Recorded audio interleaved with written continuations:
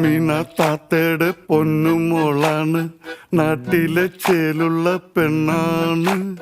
ബാപ്പാടെ പൊന്നാര മോളാണ്, ബാപ്പാടെ കൊച്ചു ബിയാത്തു.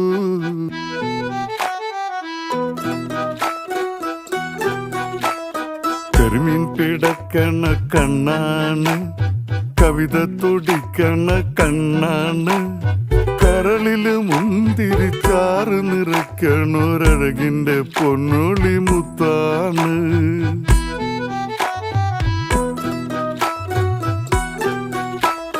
കാരളിൻ മണമുള്ള നീലമുടിയിഴ കോതിമിനുക്കി നടപ്പാണ്.